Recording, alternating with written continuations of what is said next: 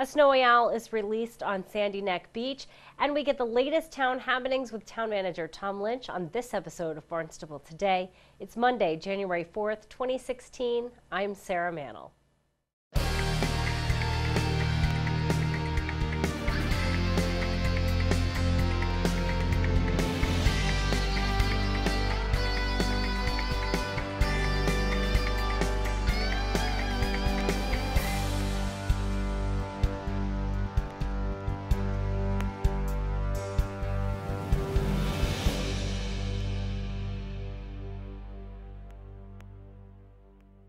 A beautiful snowy owl is now flying free thanks to the efforts of Mass Audubon's Norman Smith. The owl, named Wampum by Sandy Neck Division Assistant Donna Bragg, was released last Wednesday on the parcel of land recently purchased by the town. Channel 18's Sarah Colvin was there. On a chilly late December day on Sandy Neck in Barnstable, new life is given to a beautiful shorebird. She weighs 2,366 grams, so she's good size. And you can see their sharp talons. They can catch things that are really big, and they have really strong talons. They can grab onto something, and they have about 200 pounds of gripping pressure with each one of those toes. If you look at their feet are really heavily feathered. You can see that, it's hard to even see their talons. These guys can live in environments where the temperatures go down to 50 degrees below zero. Wampum is fitted with a special solar-powered satellite tag that will track her movement as scientists work to learn more about this special bird. Transmitter on the bird's back. It's solar-powered. Oh, wow. So you can see that it has solar panels on here that actually allow it to give it enough juice to keep going. And we want to make sure that none of those feathers actually get in the way there of the bird, of the transmitter. So we'll tuck those underneath the transmitter here. Because being a solar-powered transmitter, you don't want feathers sitting on top. Captured at Logan Airport in Boston and rescued from danger on the runways, Wampum is an adult female snowy owl. The bird's really dark. If you can see that it's got a lot of dark feathers on it, which means that if you look at the wing,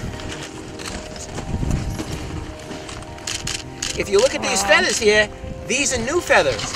These are old feathers. So that's how you tell that this is an adult bird. If the feathers were all light colored like that right there, that would mean that this would be actually a hatchier bird. But you can see those feathers. See the Handled new by white Mass feathers? Audubon's Norman Smith, Wampum was brought to Cape Cod and released on a special place on the acreage of land on Sandy Neck Beach Park purchased by the town earlier this year. 2, 3.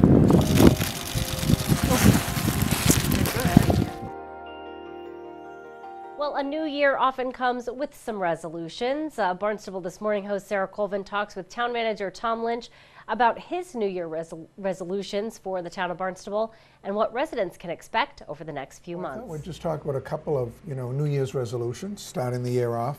One thing that I'm going to be doing is, trying to maintain the same fiscal discipline through the development of our capital budget and our operating budget as we have in the past years.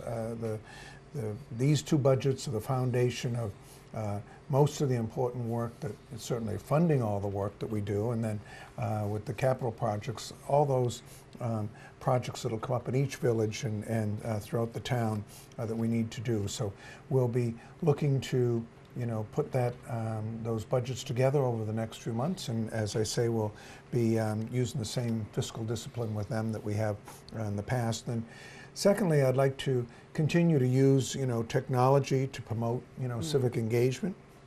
We have the open budget that will be coming online, so any individual that would like to go online on a web-based system and look at where a project might stand or where expenditures might happen in a given department. It's going to have the freedom and ability to do that right from their home. So, and then secondly, something I'd like to promote a little bit more that we've had for a while is our whole See-Click-Fix app. People can download that app onto their mobile device, and then if they see a pothole or something in the debris on the road or a sign missing, anything like that, there are two ways that folks can get information in. One is by going directly to the website, going on to the DPW and plugging in a work order, goes right into our work order system. The C-Click Fix does the exact same thing, so it takes that step out where you can take a picture of something, and we have people that use it regularly now, and I think it's something that we'd like to see, increased over the next, coming year. And then, of course, personally, I'll be in a transitioning in the next, 6 months, so that'll be. We're looking forward to, the next challenge that might be there, but that's something that I'll also be spending some time on. So I wouldn't say looking forward to it, but expecting a change, anticipating some change indeed. I want to go back and talk a little bit about the open budget and C-Click Fix because I've gotten a preview of the open budget webpage, and it really is fantastic. It's so easy to navigate, and obviously our budget is available. We have that great 10-page financial overview, but this really allows you to dig down and drill in and kind of really get a sense, if you're curious about where this money is going or how much is coming in here or where this project is, you really can drill down and get that look at how everything kind of works together. It's very cool. And Mark Milne, our finance director, and senior managers have been working on this for about 7 months, and we've had a chance to look at it, modify it somewhat, and work with the provider we've been working on. We got a $5,000 grant to help assist with the implementation of that, because that was one of our community compact best practices that we put into effect. So I'm very pleased with the development that's gone in, and we're very hopeful that citizens are going to find it useful. The other technology thing, and I could list other things under that resolution, we'll be looking at e-permitting, and that's something that I'm sure we'll talk about later on, in our shows, and also Assistant Town Manager Mark Ells, who's been spearheading that, for me.